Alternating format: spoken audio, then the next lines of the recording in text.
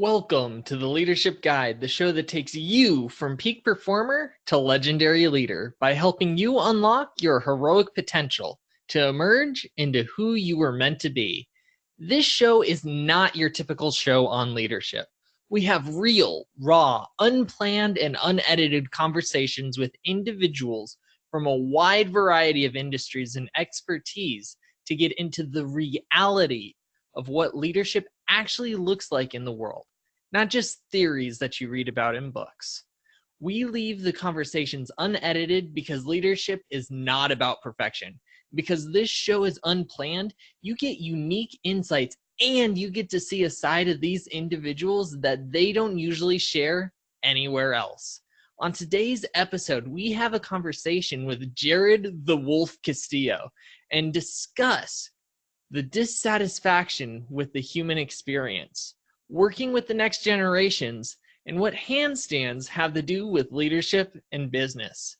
I'm your host, Cody Dakota, founder of the Leadership Guide, a member of the Forbes Coaches Council, and finalist for the Extraordinarian Award for coaches with ideas that can change people, businesses, and the world for the better for my ideas on leadership. We are sponsored by KDDM Inc., your one-stop shop for growing your business. If you're an entrepreneur, you'll want to talk with my friend, Tony Kaufman, CEO of KDDM Inc., and her team to help you clarify your message, get seen, get heard, and get sales. Because most entrepreneurs, and I've been there myself, get stuck in the digital and social media world and don't know how to stop losing money and leads.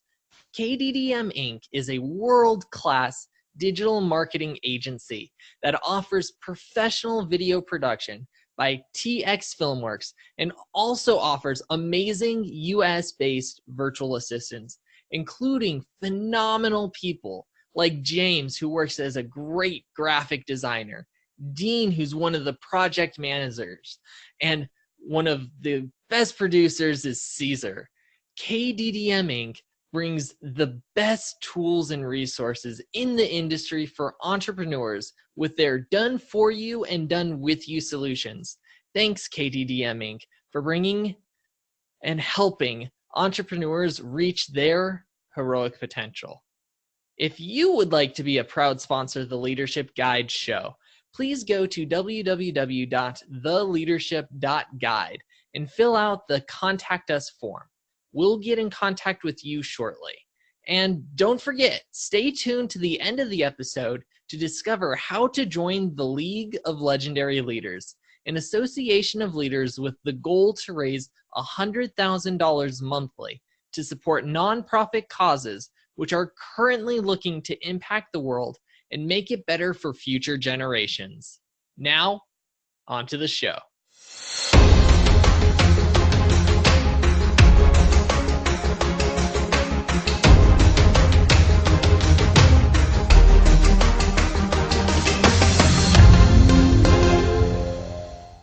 Hey, Jarrod, how are you doing today?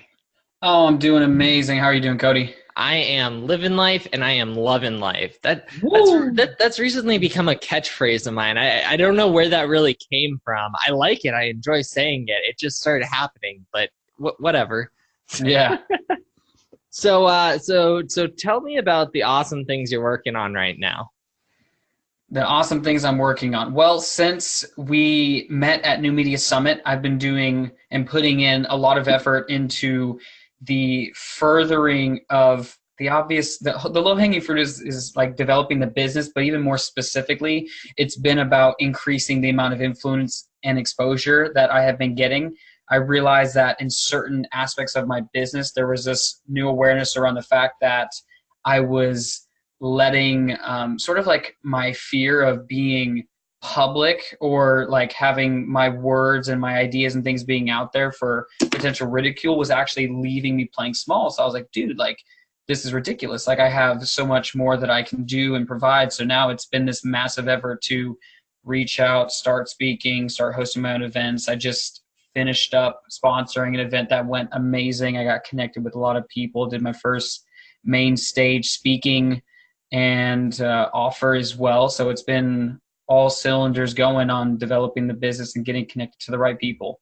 That's awesome, and congratulations on that. That's an amazing first step to be on the stage for your first. How was that for you?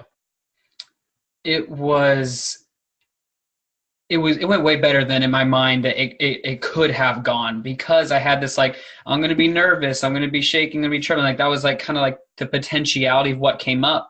But right before I actually got on, I kind of did this like grounding NLP, neuro-linguistic programming exercise to just kind of tell my body we're good, we're okay, this is a part of it. And I just turned right on. Like I went straight into the zone.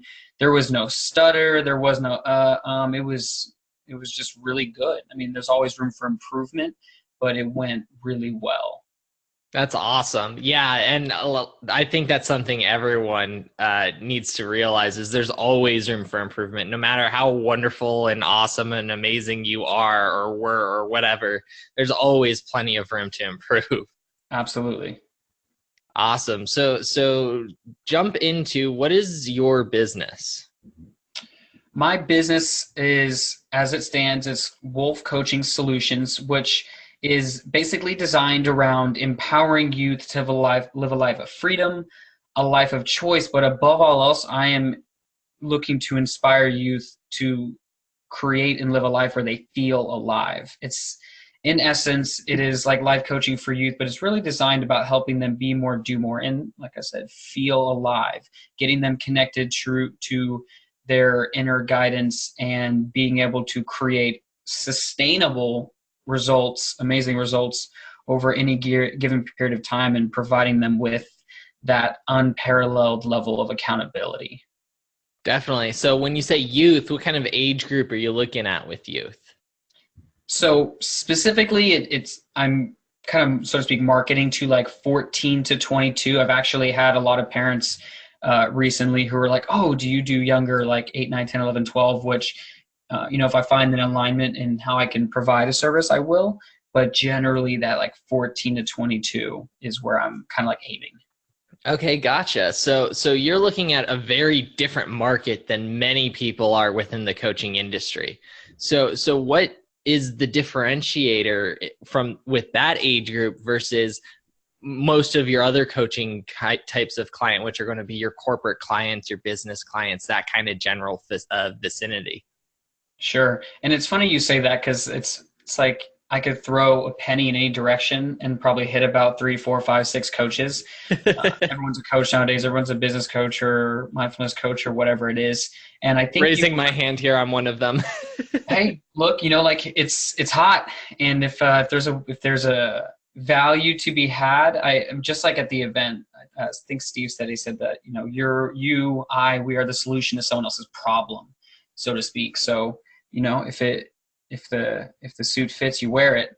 But I guess kind of the way I distinguish, which is kind of, you already pointed out, it's the age range with which I am working with, as opposed to targeting that older audience, relatively speaking, that older audience. I'm getting them before they become that like matured version. I've been through life. I've walked the walk. I've talked the talk, or whatever it is. It's about getting them when they're more malleable, in my opinion. I think that when we're in a younger age, psychologically speaking and everything else, we're more malleable. We are more accepting of new information, and we're taking and chiseling the art piece that is us, in terms of our beliefs, our attitudes, our opinions, who we are in our different contexts. So I really do want to be the space, and rather provide the space for the empowerment of that younger generation. Gotcha, definitely. Now with the younger generation, how are you coaching them? Like, where are you coaching them to? Because when you think of like a corporate client, a business client, you're working with them, even just within just a regular corporate job, you're coaching them to either to reach the next level, or to get higher revenue in their business, or to develop a better team in their business, or within their corporation. Those are a lot of times what you're hearing within the coaching world. Or on the other end, it might be like healing them of their pain, or Sure. it could be there's a lot of different types of coaches. So Sure. where are you guiding this younger generation to? Sure. So I've found that the people with whom I'm working with, they have a variety of things that they're working on. So for example, with one of my clients who is younger and in that like high school age range, a lot of the coaching which we're doing is a lot of creating foundations, systems, processes that are going to essentially, if they plug themselves into it and apply them consistently, improve things such as study habits, grades, college prepared and readiness, focus, mindset. I mean, a lot of it is around mindset, but I have someone also who is in that 20, I believe he's like 22. And a lot of the work that we did was actually first around the healing, because he had been struggling with depression and anxiety, which I have no claim to being any kind of like therapist or anything like that, but it was providing certain tips, tools, and exercises that ultimately within a short period of time had this like amazing breakthrough and like came alive. And then we were able to, which we're now doing, is creating a foundation for success in other areas. So I find that a lot of what I'm doing is helping people to create the foundation for that specialized knowledge or that specialized growth as they're moving into the next stages of their life, which I will often say, like, I help you transition into the next stages of life, whether it's, you know, starting a job, starting a business, or whatever it is, getting that framework that can really just empower them and enliven them up. That's what we're doing. That's awesome. And that foundation is so key to success in life, because Absolutely. there's so often where you end up going through life and you don't actually get that foundation from any of the current systems that are really out there. Our educational systems, for the most part, don't really build that up. A lot of your introductory jobs don't build that up. Yeah. And then a lot of people who are in leadership positions don't know how to provide that kind of foundation for the people they're leading, because they've never learned how to create that foundation themselves. Cody, I couldn't agree more. And I think you touched on something that I've been wanting to touch on for a while, and it's not necessarily a popular opinion yet. That's okay. But it's the truth is that I don't think the education system, the way it is designed, is created in such a way that is able to enable generations to powerfully and effectively move into that next stage of life. Like, I remember leaving college not knowing very, very basic skills to life. Like, no one ever taught me about money management and budgeting and, you know, how to properly, you know, the whole, whether you do 401k or not, or, you know, the whole W-2, like, there wasn't these like basic foundational pieces being taught. But we're over here teaching kids about calculus A, B, B, C, which in a lot of degrees or even fields, you will never need that ever again. Not that calculus B, C, and A, B doesn't have its place, or Greek mythology or whatever doesn't have its place, but if there is no real connection to, oh, I really enjoy learning this, or I need this for my profession, it's just like wasted time, effort, and energy that could have been applied to teaching the fundamentals of, perhaps maybe it's money or time management. Lord knows that a lot of us need that. Yeah. So yeah. I've got quite a few clients myself that have to work on time management, and that's definitely something that is not taught in our systems. And there are whole businesses that are designed solely for teaching proper time management. That's how it's almost sad. That's how lacking it is in the world, you know. And It's awesome that these businesses have come up and really taught that. And there are some people that I just extremely admire in that world that are teaching these really necessary skills. And a lot of those techniques are things that I utilize in my own life and I utilize in my clients and coaching my clients. And absolutely. But like, how much better would it be if we actually got these instilled in the youth, right? Like, what more could we accomplish if we started at the age of, 14? You know what I mean? Oh, dude. Like, imagine it's like whatever you want to call it, life preparedness classes. It's like, instead of building them up and then dropping them into a career or dropping them into life, it's actually preparing them, and they leave with this like, oh snap, like I can do this. Exactly. I mean, that would be phenomenal. Yeah, and think of how many problems that we have right now, that if we just taught certain key skills in school, right, we could completely eliminate, or at least dramatically reduce. For instance, we have a huge health crisis, especially here in the United States. Why? Because we have a lot of people who go into the adult world who don't exercise and who eat really badly, right? Sure. Well, and some of the things they're taking out of school is the physical education, and then no one teaches us how to cook. You know, like to this day, right? I've never taken really a cooking class, and so like it's not necessarily difficult to cook. I've picked up recipes and I've made some very simple things, but like if you don't know how to cook, and then you look at the process of it and you're like, sheesh, that's a lot of stuff when I could just go to Chick-fil-A. And like, yeah, right. Wrong. I love Chick-fil-A. I think Chick-fil-A is a wonderful restaurant. I think the food is delicious, right? But like, if you eat at Chick-fil-A every single day, there's a problem. Of course. I mean, I couldn't agree more.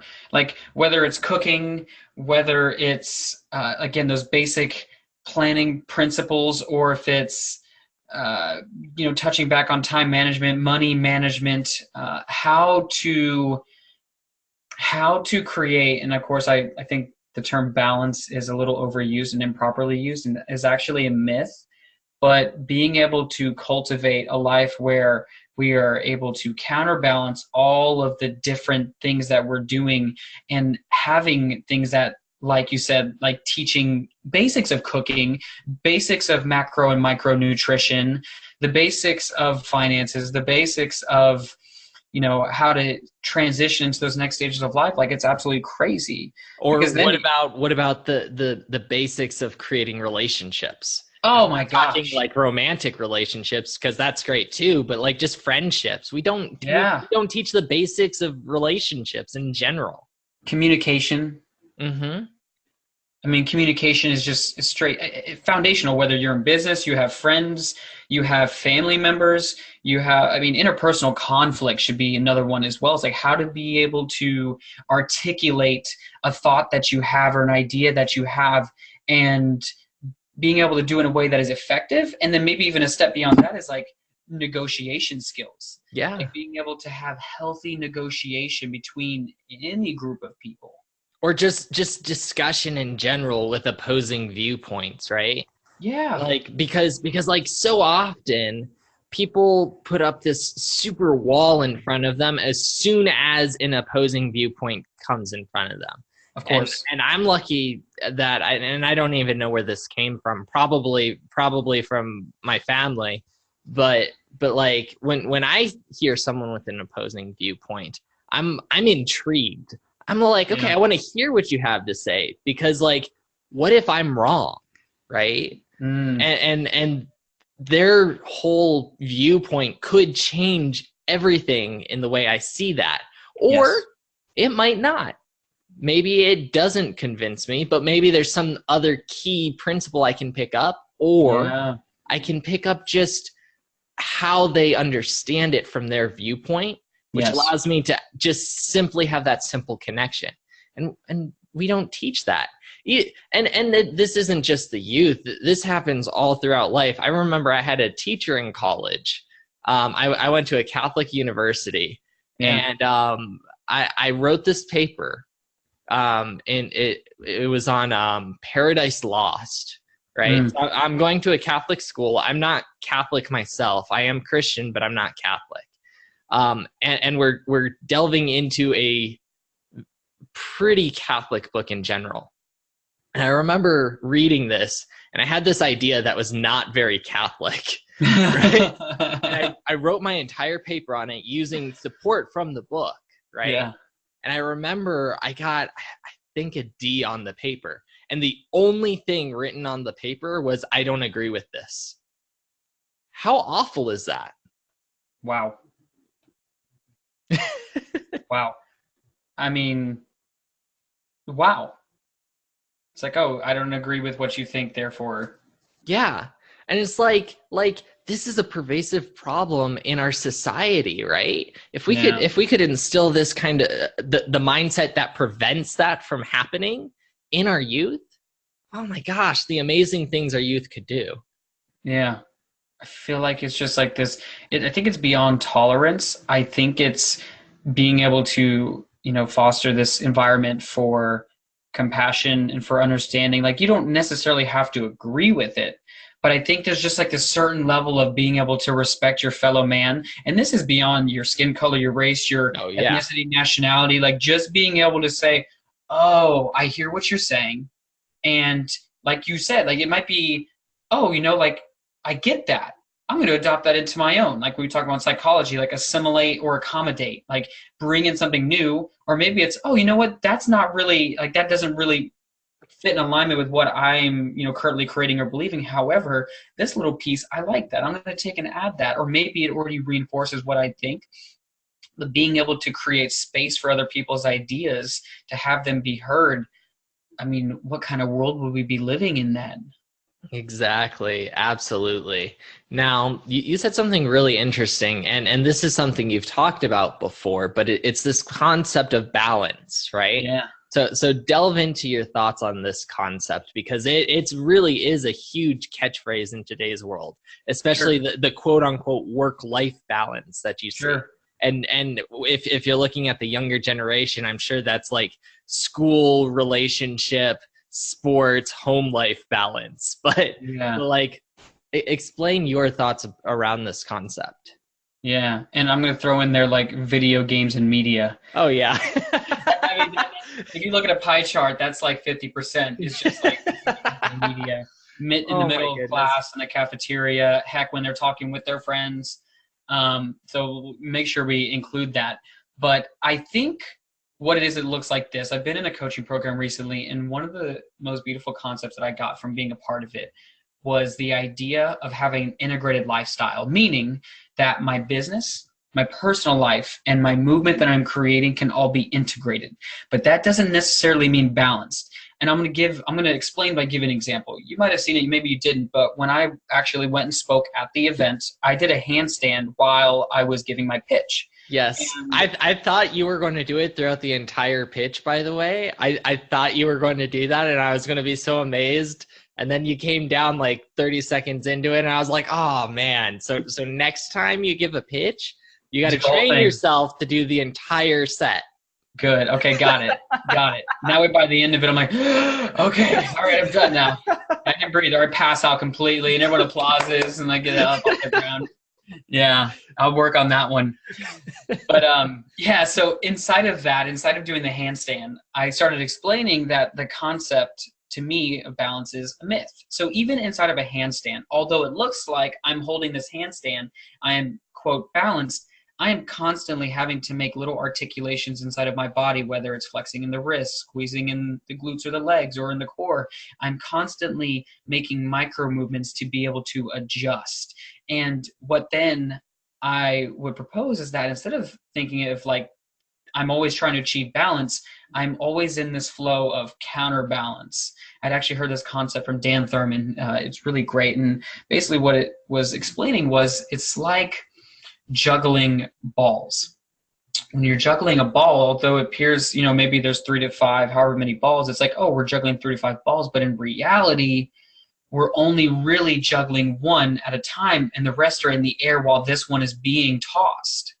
So instead of trying to constantly strive and get real struggled or frustrated about, oh no, I'm not balanced, I'm not doing this, I'm not doing that, it's more like ebbing and flowing and realizing that, sometimes you're going to need to put a little bit more time into your business, or a little bit more time into your studies, or a little bit more time into your family relationships with your partner. You only have so much, whether somebody tells you it's like 100%, or the people say, give 150%. It's like, that also is a myth. Like, you only have 100%. Like, that's all you can give. Now you can generate more results within that 100%, but you can't necessarily give more than what you got, if that makes sense. Oh, that makes perfect sense.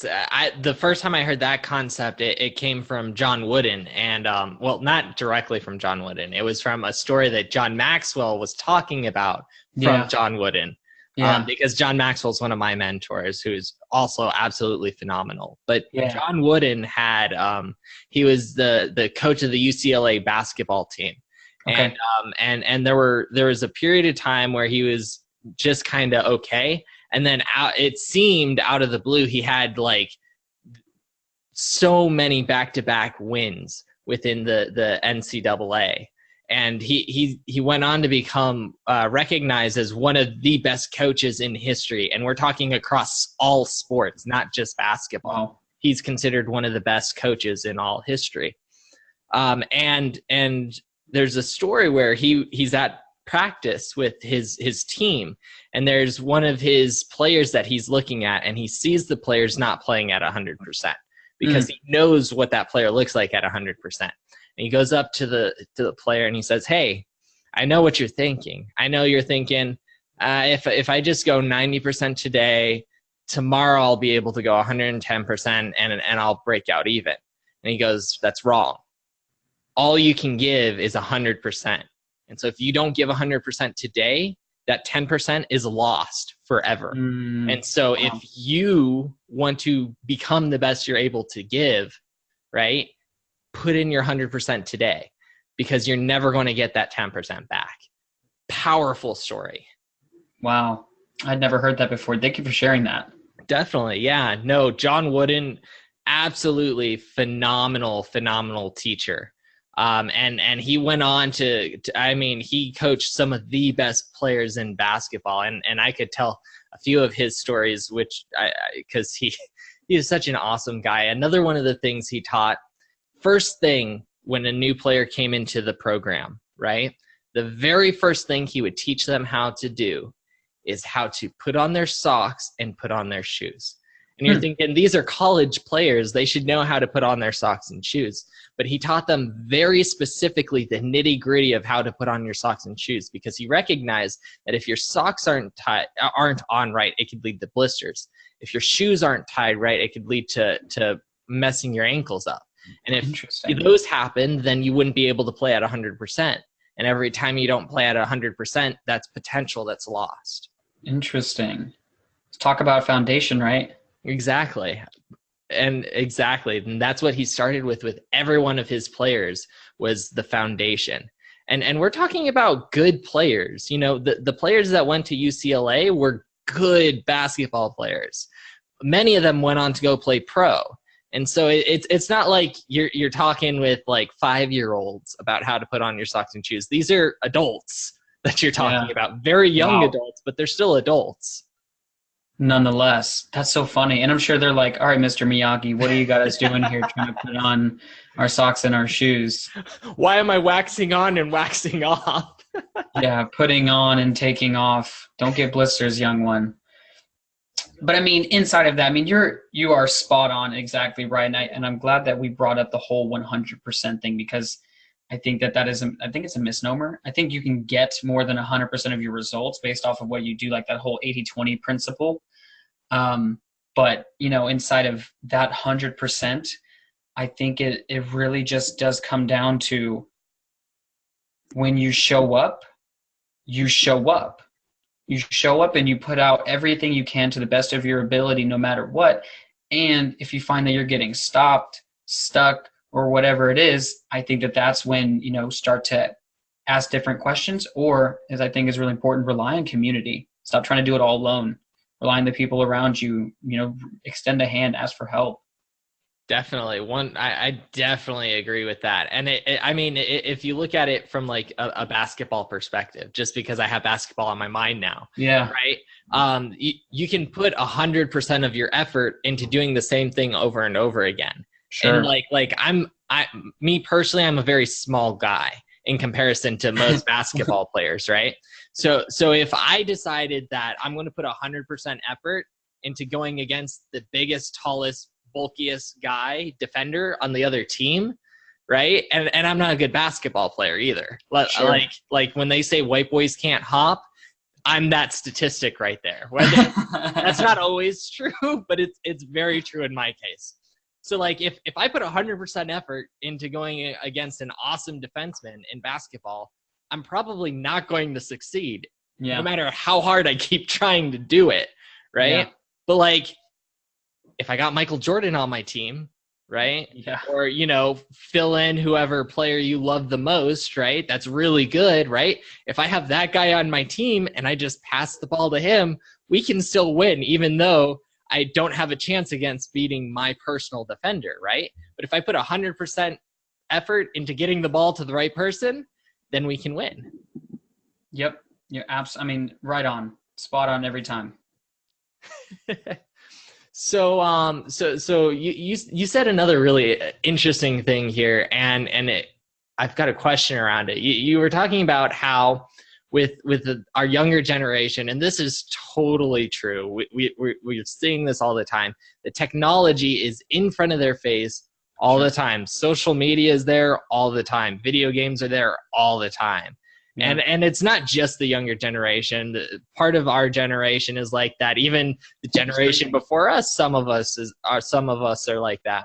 And so, but it's very prevalent in this generation that's coming up, that's really starting to enter into the workforce.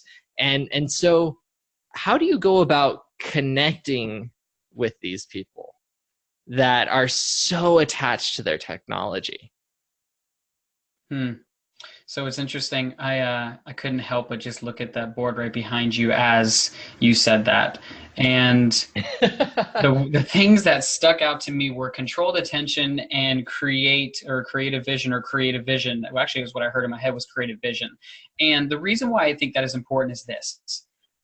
I think that to some degree, there is some level of dissatisfaction with the human experience for these people.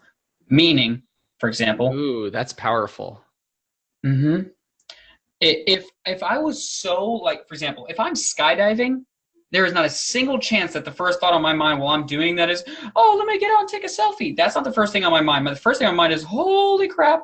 Like, it's I just went out of plane. I just flew outside of if I'm playing paintball, the thought is, don't get shot in the head. Where is everybody at? Like, I am engaged in what I am doing, right? Mm-hmm. I feel as though that there is this strong necessity to create distraction. And perhaps it's a byproduct of this lack of satisfaction within the human experience. So, for example, I have had multiple clients, one in particular whom it was like struggling with creating results in the context of school and grades and things like that and beyond.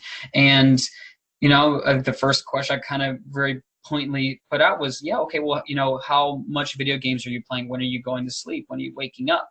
Because ultimately, a result is the product of some process. So, it might look like this. Client shows up. I'm tired. Oh, okay. Well, why are you tired? Oh, well, I woke up at 6 a.m. I didn't get to bed until 1 a.m. Well, why did you get to bed at 1 a.m.? Oh, because I was playing video games. Oh, okay, well, how long were you playing video games? Well, I started around like 7, 8, 9, and then I ended up playing video games that late, and then I had to wake up early because I had to do my homework that I didn't finish the night before, and then I ultimately ended up like rushing to study to study for that test. And it's like, oh, interesting. Like there is this, it's very apparent right in front of me that, okay, this person distracted themselves. Not that I think video games or social media or telephones are a problem, but everything in moderation, right? It doesn't matter what it is. Even if it's like good food or even water, if you drink too much water, you'll drown yourself to death. Yeah, literally. People have died from that. If you eat too much food, you could, I don't know if there's a point where you can actually like die, but I know for a fact you could definitely vomit and you can like get to a certain point where it's no longer good for you. Like literally too much of anything, I think can be harmful. So in that light, video games, telephone, social media, if it's like every single moment that isn't being spent doing something, need to like grab my phone or grab something to distract myself, there's almost like this uncanny level of distraction. So the way that I want to work with these people is to really get to the core of, why do you feel that need?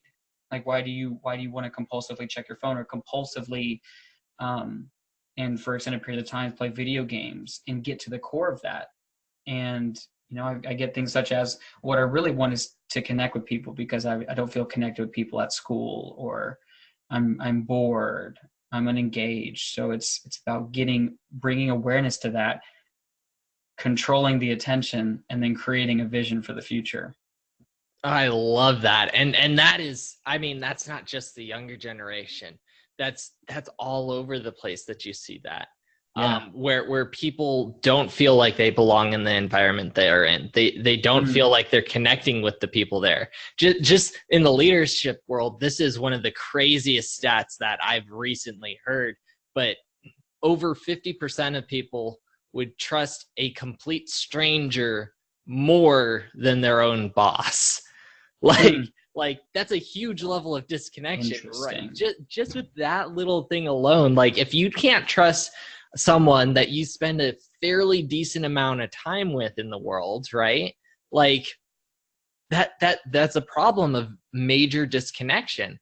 And that disconnection, definitely I can see coming from lack of engagement. I mean, how many times do you hear about people going to work and they're not nearly as productive as they could be? And why is that? Because they're not engaged. Yeah. I mean, and that could be a product of so many things.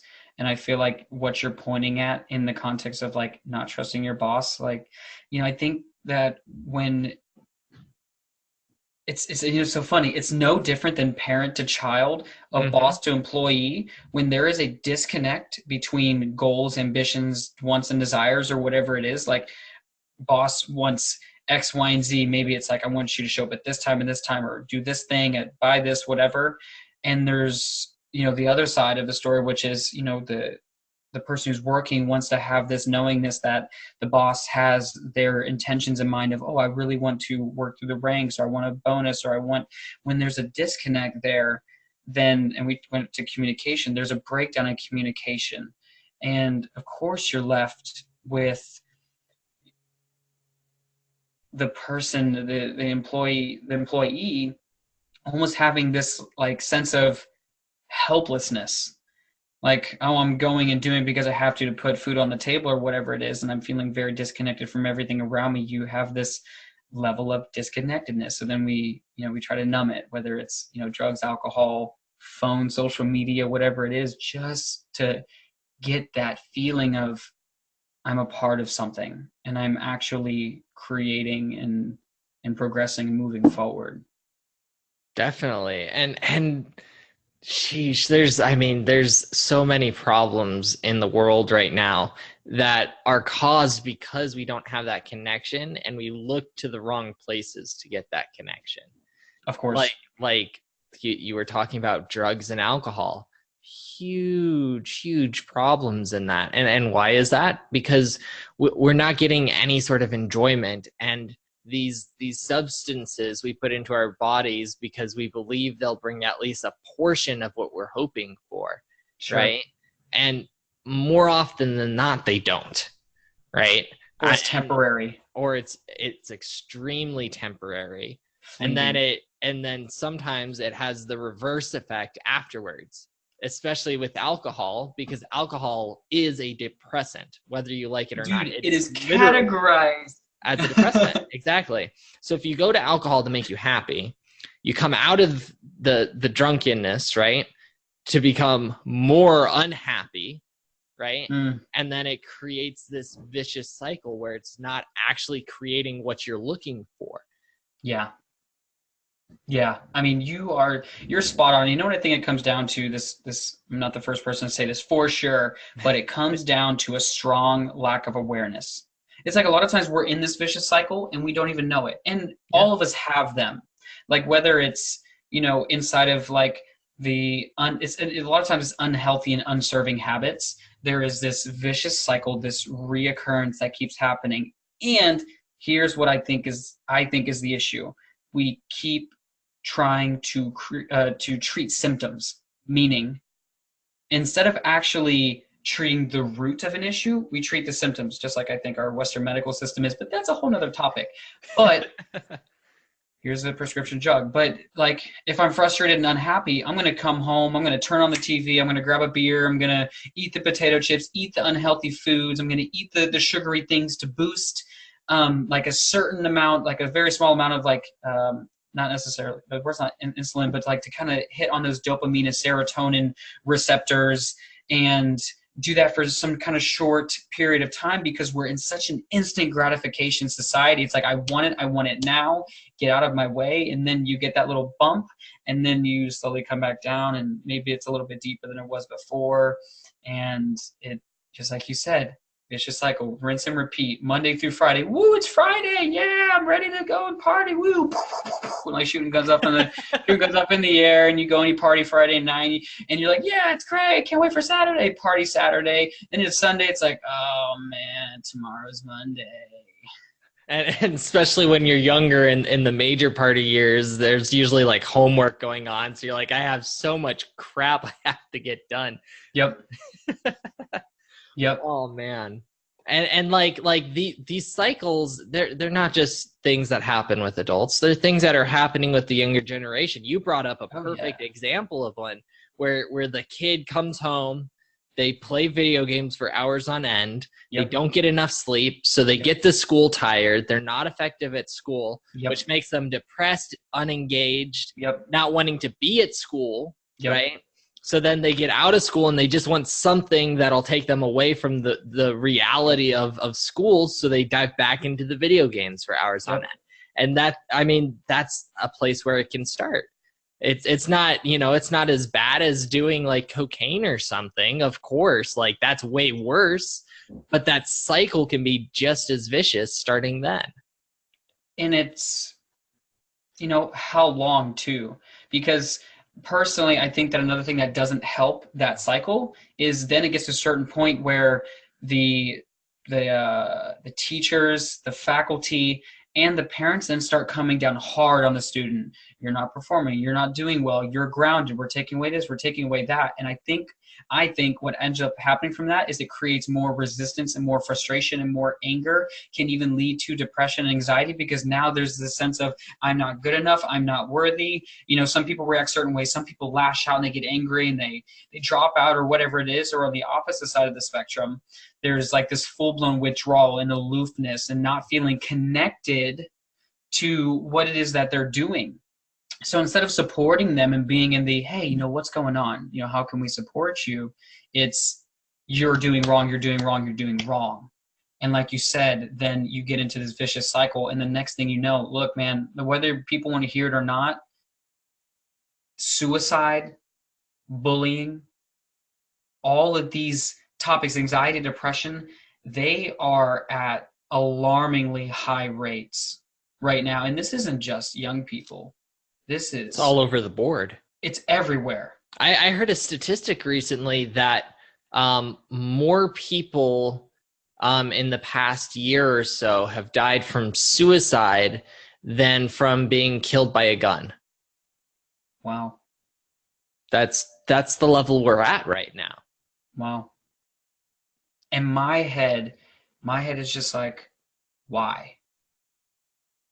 And instead of looking and be like, oh, that sucks, this is bad, like all I can think of, here's the symptom. The symptom is we have a lot of people who just don't want to be alive anymore. And all I'm thinking to myself is just, why? Where did that come from? Where's the root? How can we support? Stop attacking people. Stop bringing them down. Stop trying to blame them or whatever it is. Like, be with them. Create space for them. I think all of us need to be heard and understood. I think that is like fundamental to being an individual, is making sure people felt heard, loved, and understood. Definitely. It reminds me of a part of a prayer from it wasn't created by Saint Francis of Assisi, but it's called a prayer for Saint Francis of Assisi, or to Saint Francis of Assisi, and a part of it goes, I seek to understand and then be understood. And so often we try and tell people what's on our mind so that they understand us, right? What, like the teacher, hey, your grade is here, that's not acceptable in my class. Or the parent, you can be better than this. I know you can be better than this. You need to perform better, right? Yeah. They're exactly, they're putting themselves to be understood. Or the boss, right? You're not coming in on time. You're supposed to be here at this time. That's it, right? And they're not going to the other side and saying, hey, you know, I saw that your grades weren't doing that great. Why are your grades not doing that good? Or, hey, I noticed you came in late. What happened? Is everything okay? Right? There's no seeking to understand. And it right then you're creating that disconnection, right? Wow. I really appreciate that you said that, because that kind of put something together for me in a very simplified way that really elaborates on what I was trying to explain in this. Like, ultimately, at the end of the day, like if there's a hand here, you can see this side, I can see this side, right? There's like my perspective, there's your perspective. And of course, there's always three sides to a story. You know, there's what you see, there's what I see, and then there's the actual truth of it. The reality, right? And I think that's what actually, this is something that I heard recently. I think is awesome. Maybe this will kind of connect. But one of my coaches said that we, in the context of affinity, reality, and I'm thinking communication, reality, communication, and affinity. Anytime we increase any of those, all of them as a result will go up. Meaning, if I increase the amount of affinity or love I'm sharing for somebody, my connectedness to reality and my ability to communicate with them increases. If my communication is increasing with them, my ability to express affinity or to be connected to reality increases. So in that same light, when we get very connected to the reality of what somebody else is experiencing, like if you're struggling with your grades and I'm the parent, and instead of going straight to like being very intruding or very like antagonistic and like it's almost like trying to get a rise out of them just because I'm your parent and what I say goes. There is no affinity, there is no communication, and then there becomes this disconnection from reality. But just like you put it, if we were to both first go over there and say, what's happening on your side? Oh my goodness, I understand. Now that I can understand a little bit more, may I share with you my side so we can have this mutual understanding and then co-create together. Definitely. I just, this isn't co-creating, but I just thought of this, Sun Tzu wrote The Art of War. Yeah. And one of the principles in The Art of War is that in order to defeat your opponent, you have to know your opponent. And the thing is that as soon as you completely understand your opponent to the point that you're able to defeat them because you know them so well, you actually love your opponent. Because in order to understand them at that level, you have to love them at some sort of level. And you know, a lot of people apply the art of war outside of war because the principles are so malleable. And so you can take this into business, or you can take this into the home life, right? Where your goal is not to obviously kill the other party in these situations. Yeah. Unless you're actually in war right now, you know, that's not going to be your goal. And but so then what does it mean to defeat your opponent, right? Sure. Well, if you're looking at a parent, right, and you want your kid to do well in school, to quote unquote defeat your kid would be to get them to do better in school. Or defeat the bad grades. Maybe it's not even defeat them, it's like defeat the bad grade. Yeah, defeat the bad grade. That's exactly. The scourge. Exactly. And I mean, you can malleable it to whatever level or however you want to look at it. But the key to it, right, is to understand the other side, right?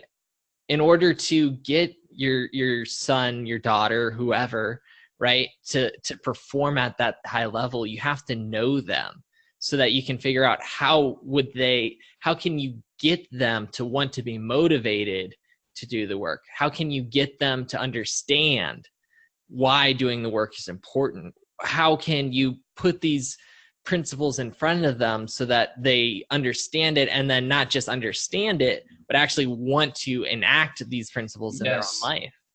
Yes. No one likes to be force-fed, man. No one likes being force-fed.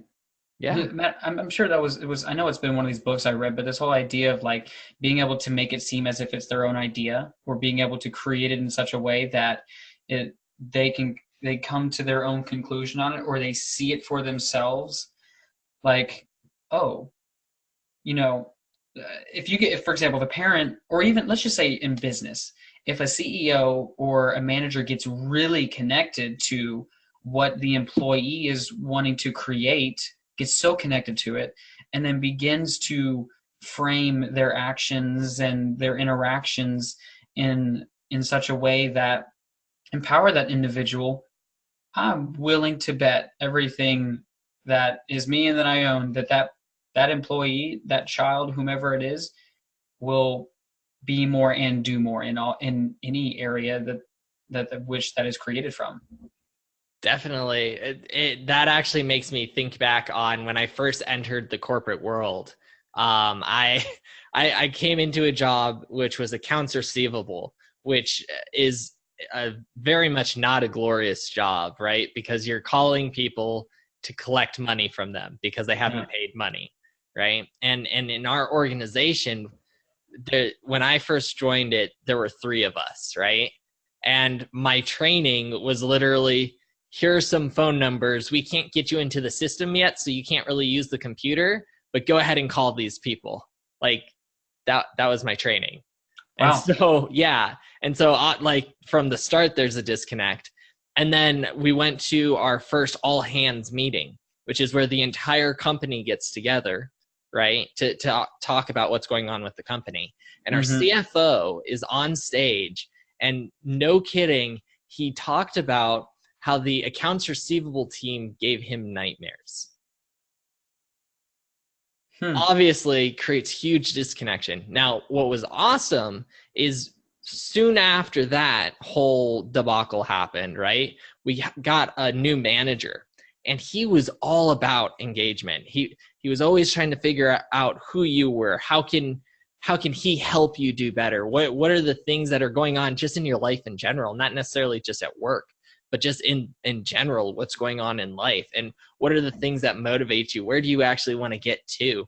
Yeah. And he completely changed the entire mindset, not just of that department, but of the entire company. He started in that department, and that mindset spread. And we had people from other departments who were failing in those departments come over into our department and succeed at much higher levels because he got them engaged. Of course. That's what I feel like your podcast is all about, man. It's like this excelled level of it's like leadership, right? Like being able to, and I think this is super important, being able to step in as a leader, but then also creating everyone around you as a leader. Not having this like, I'm up here, you're down here, I look down. It's like more like, we're on the same playing field. Like whether you're working in a business or you're inside of a family, like there is usually or should be some kind of common goal. In business, it's like, let's make sure this business succeeds. Let's increase sales. Let's make sure that our training and curriculum is on point so that the people who are doing the sales can really get in there and not just showing up day one and they're like, here's a list. Go and tell people they owe you money. Yeah, tell me how that goes. Exactly. And like with a family, right? Like your goal is just to create a better community, right? Because you should have a loving relationship with your family where you guys want to see each other reach the goals that each other have. And there's stuff that needs to get done in order for the family to function right. You Absolutely. know, like if dishes are never done and trash is never taken out, and these are stuff that kids hate doing, right? But if they understand how that connects to them getting to the goals they want, right? They become more likely to do it. My mother actually did this really brilliant thing with me. I had friends who got allowances, right? And I looked at my life and I'm like, hi, I don't get an allowance. I should get an allowance, right? And I went to my mom and I'm like, Mom, I want an allowance. And she's like, oh, you want an allowance, huh? Well, if you want an allowance, I'm not going to pay for any of the things you want to do because you're going to be making your own money, right? So if you want to do those things you do, you'll have to do enough chores to be able to pay for all that. I did the calculations in my head and I'm like, sheesh, no matter how much chores I'm going to do, it's not going to equate to the amount of sports I'm doing. So it's much better. It's much better to allow her to continue to do that. And as long as I do all my chores, I get to do those things still. There you go. And it's smart, right? Now you connected, and that's brilliant. You connected what you wanted with what she wanted. And you're like, huh, I see. Yeah, I'm going to continue doing exactly what it is that I'm told to. That way I can continue doing the things that I love to do. Exactly, right? And that's that perfect example of seeking first to understand and then be understood, right? Yes, it is. So I had this thing where I was seeking to be understood first because I was, a teenager, and that's what teenagers do. We just put ourselves out there like that. And she came from a different perspective. Like, I understand what you want, but let me show you what that actually means. Yep. Right?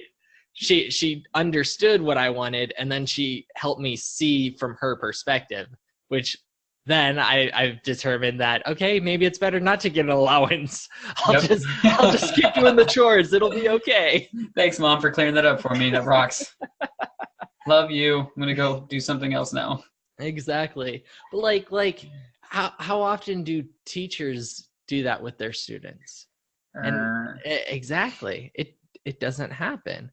Or bosses with the people that are part of their team. Yep. Right? It's so rare that they understand what the other person wants. Yep. Yeah. I mean, there is a strong lack of consideration in that. And when you boil it all down, it really just comes down to this: there needs to be this understanding and an even playing ground. Otherwise, it will continue to be this like muck. Because I know for a fact there are statistics out there that talk about, like, for example, inside of the context of business, that the level of turnover inside of a business, where you have people coming in, coming out, there's this revolving door of people just shooting people out. The amount of money and time that it takes to actually do an entire hiring process. My dad has over 30 years in professional training and curriculum development at a very, very high level. And he's talked about the concept of, why would we spend all this time running people through tons and tons and tons of interviews, putting all these people through it? Like, how much does it cost us to take the HR person and all the other people associated with the interviewing process, take an hour or however many hours out of their day per interview process? How much are we paying them? You multiply that over, say, a year, 5 years, 10 years. How much X amount could you have saved if we had, one, just brought somebody in, tried them out, said, oh, okay, this doesn't work, send them out. Like, there's just not a fit, and just keep bringing people until you find someone that fits, or being able to bring them in and being able to do your very best to create this culture that, I think that whole idea of, oh, the customer comes first, oftentimes leads this idea of, but your employees, yeah, they're just dirt. Like, there's no consideration for them. I think it's everything. Your customers are important, and so are your employees. And if you treat your employees like they're worth $1 million, they're going to deliver that and more. Exactly. Same thing with kids. And same thing with kids. How often do people treat kids like they're worth $1 million? Like so often people treat kids like they're these snotty little things that are just causing problems all the time. Like, Yep. sheesh, if you would just stand still, I'd be able to watch Game of Thrones. Or, or like if you could just, if you would just eat your food, we wouldn't have to sit at the dinner table for 3 hours because you didn't like your vegetables, right? Mm-hmm. It's like all the time that's wasted because of these little things, and we treat them like they're trash, and they're not trash. There's so Mm-mm. much value in these kids. Like I'd love to hear some of the stories where you've come into a situation where the child was not viewed at a high level, and you've Sure. helped them become what they could be. Yeah. So just to clarify, that's you want me to tell a story about me doing that? Yeah, I'd love Okay. to hear that. So, and this can be touchy, but I actually had one client with whom was struggling heavily with depression and anxiety, and basically kind of tailed a story where he experienced a lot of conflict and lack of worthiness with his interactions with his father. His experience was that his father gave a lot more care and attention and time and just energy in general into his brother, but not nearly as much for him.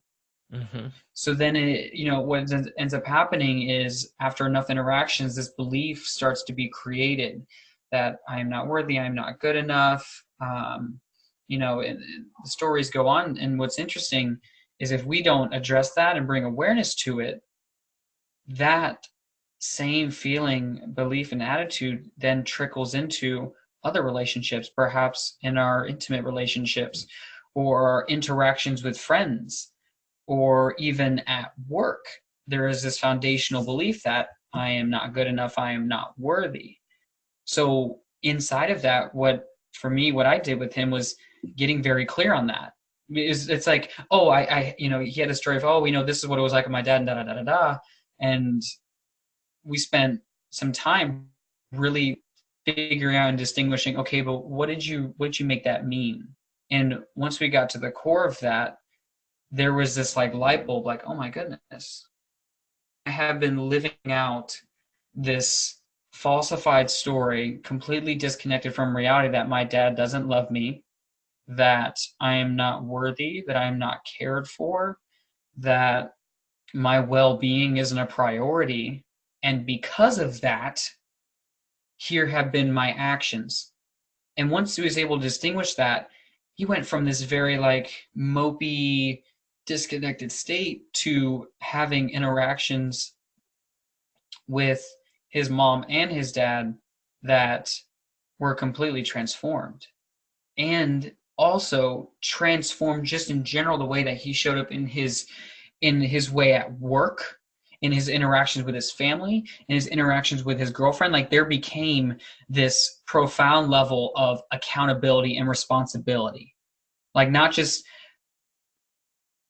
like blaming other people for what happened, but saying, you know what, this is on me, and I'm going to overcome it. Here's what I'm going to do next.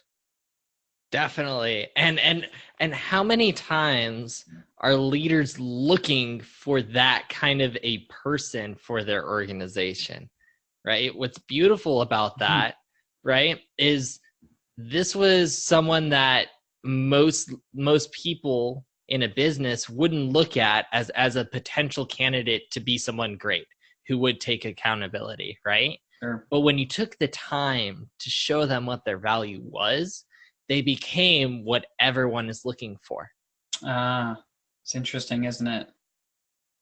And so it's like, I mean, just like you pointed out, it started somewhere, and it's like you shine it, you polish it, and then you're like, aha, here is all the value. I guarantee you, anyone who is hiring, who's a recruiter, anything like that, if they see that that person is the type of person to take accountability, responsibility when perhaps something doesn't get created up to this expectation, like if you didn't do enough sales or if you didn't get this grade or whatever, if there is this like accountability, instead of saying, oh, I was late because traffic on I-4, or I didn't get the sales because Susan came and was distracting me, or I didn't get the grades because the dog ate my homework. Instead, what it looks like is, honestly, I was late to work because I didn't plan my time better. And from now going forward, I'm going to make sure I leave 10 minutes earlier. Or I didn't hit my sales quota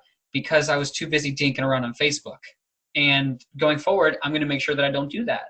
Or if it's I didn't get the grade on my exam because I spent the past 3 nights playing Fortnite until 2 in the morning, and I see that, now I'm going to, turn off Fortnite maybe at like 10 or 11, do the studying and things like that before or whatever. Like, there becomes a new realm of possibility and awareness that just wasn't accessible before. Definitely. One of my mentors, Brian Johnson, he tells this awesome story that he learned about this statue in I don't remember exactly where it's at, but it was a Buddhist statue, right? And it was made of pure gold, right? Mm-hmm. And it like this beautiful artifact of a statue. And these monks were living in this area, and they were about to get attacked by bandits. And so they really admired this Buddha statue, and they didn't want these bandits to come steal it. So they covered the statue with mud, right? So it looked like it was just this kind of meh statue that had no worth, right? Well, it ended up that the people who knew about it ended up dying. So the statue, right? The statue was covered in this muck for years and years and years. We're talking like generations, where people just thought it was this kind of meh statue that existed. Even the new monks that ended up coming into the area just thought it was this little thing, right? That didn't really matter. And then one day someone was going around cleaning stuff, right? And they happened to take a little bit of the mud off, and they noticed there was gold underneath. So they went, interesting. They continued cleaning until they discovered this entire statue was gold, that it was actually worth so much. Wow. And how often in life do we have people who are just covered in muck from whatever's happened, right? Whether it's at home or at school, past relationship, they're covered with muck. And then they go into this new situation with people that have never met them before. And those people think that they're just muck, right? And when in reality, if we just took a little bit of time, we look to understand them first and look at what are their strengths, we could see, there's actually gold underneath all of this muck. Yeah. And if we helped clean up all that muck, right, that person could become this beautiful, amazing person that does just the most amazing things in the world. That true authentic expression. I think that something that was kind of similar that really connected to what you were saying. I was actually at this event, and this woman, her name is Shamika Tankerson. She's phenomenal. She gave this analogy that perfectly correlates with that. And she took out $100 bill, and she said, how much is this worth? Everyone's like, $100. She's like, okay. She took it and she threw it on the ground and stomped on it, picked it back up, said, how much is it worth? Everyone said, $100. She said, okay. She crumpled it, held it up, said, how much is this worth? They said, $100. She said, okay, well, what about this? What if I rip it? And she rips it, and not all the way, but rips it. And she says, how much is it worth? And everyone says, well, actually, first, everyone goes, like gasped, like, oh my goodness, she ripped $100. But then, they said, oh yeah, it's still worth $100. And in that moment, as I'm watching this, I'm like, I have this like holy crap moment, because she then goes on and proceeds to say, like, guys, it doesn't matter whether you get ripped, stomped, dropped, kicked, dirtied up, like no matter what, depression, anxiety, whatever it is, your worth does not change. The most important thing that you can do is to get up and to keep moving. And just like how you're talking about with that gold hidden beneath the mud, I think that whether, whatever people's philosophy is on it, I think that we were created and designed perfectly, that we came into this world perfect. and that anything outside of that is a solution. It's like, oh, there's no such thing as perfection. It's like, I think that we were created exactly the way we were supposed to be. Therefore, it's always been perfect. But sometimes we get this disillusionment and this disconnection from who we truly are, and then we think of ourselves as less than that.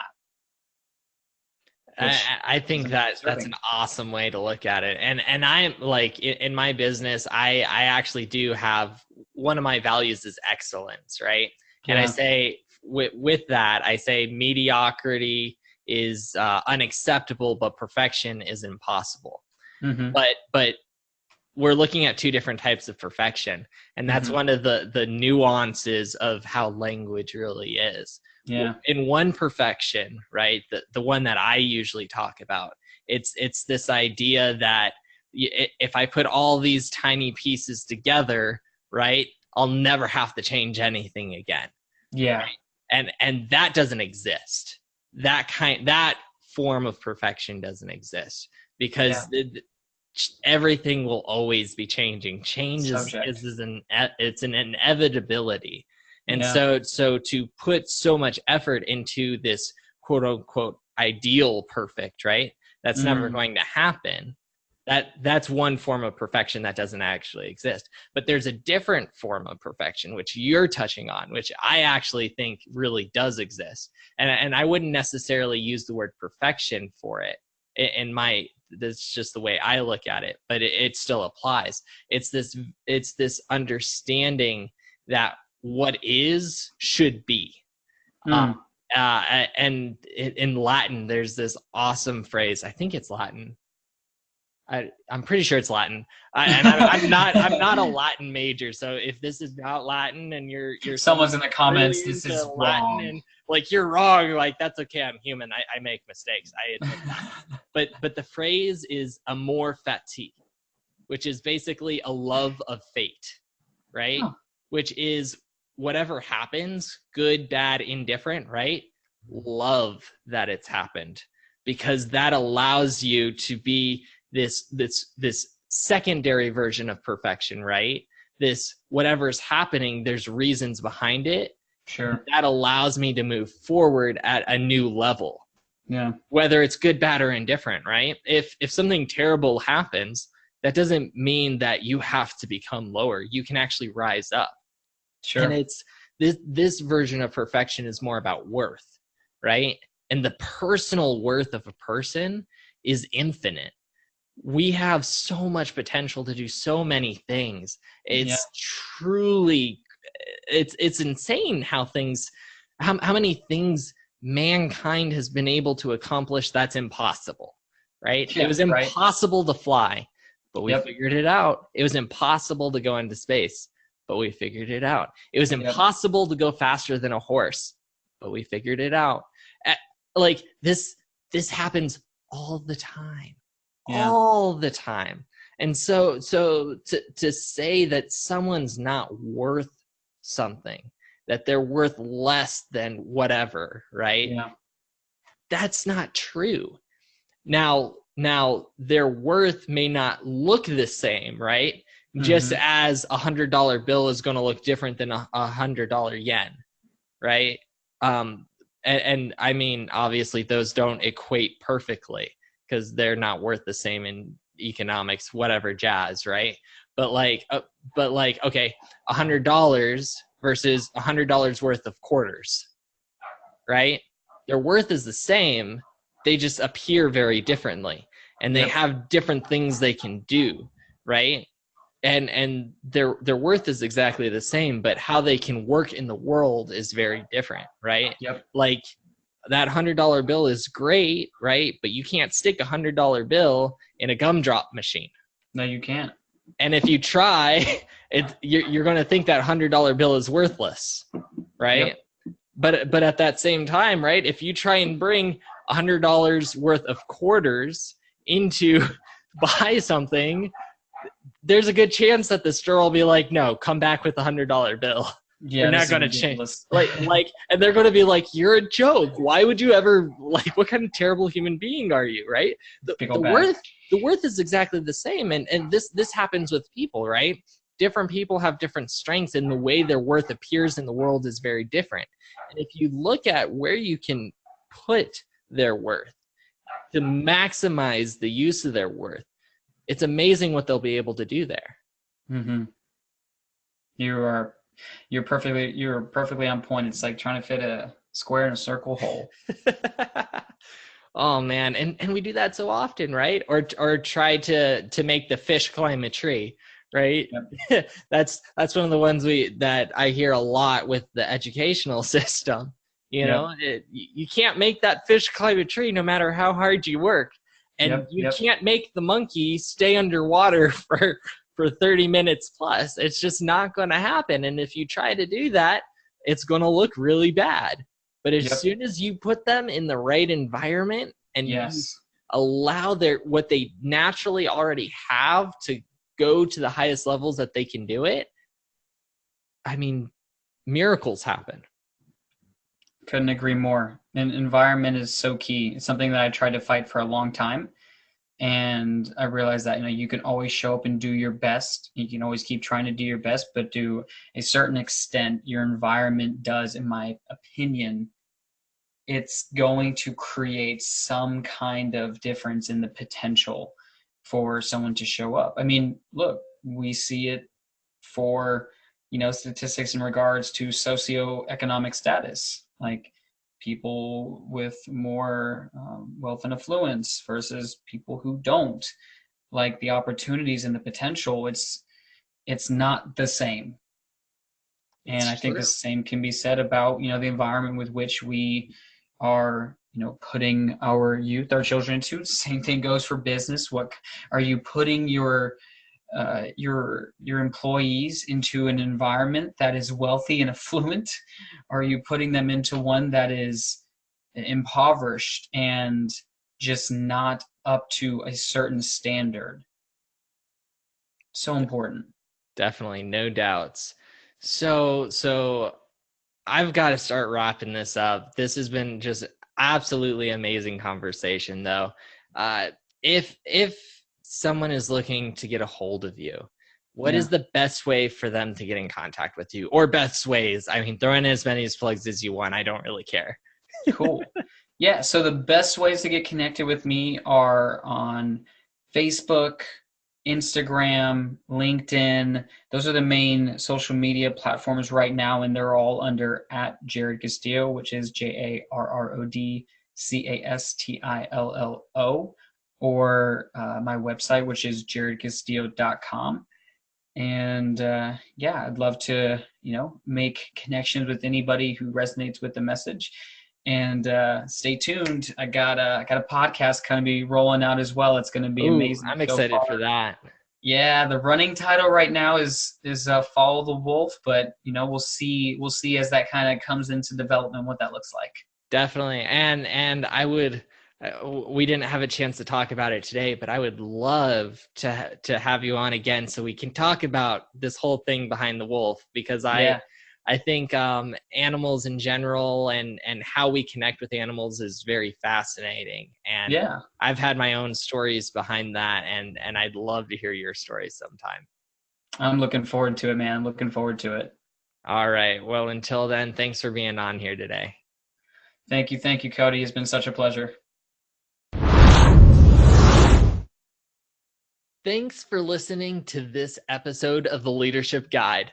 Please make sure to go onto your favorite player of choice and there rate the show, then subscribe so that you don't miss any future episodes. Then, if you truly want to be a legendary leader, share this episode with someone that you know will be impacted, because legendary leaders fuel not only themselves, but others as well to their heroic potential. If you want to unlock your heroic potential faster, then you will want to join the League of Legendary Leaders, an association of leaders who are dedicated to unlocking their heroic potential, unlocking the heroic potential of others, and where legendary leaders are born. The League of Legendary Leaders also has a goal to raise $100,000 monthly to support nonprofits that are actively undertaking causes to impact the future, including areas such as homelessness, neurodiversity, character strength, positive psychological research, and more. Seize the call now. Go to www.theleadership.guide and click Get Free Guidance Now to propel you on your journey to legendary leadership. I'm your host, Cody Dakota, and I'm honored to have spent this time with you today. My final message for you, and listen closely. It's time. Wake up your heroic potential. Let go of your fears and anxieties, and let's discover what is possible on your journey to become a legendary leader. Emerge and become who you were meant to be.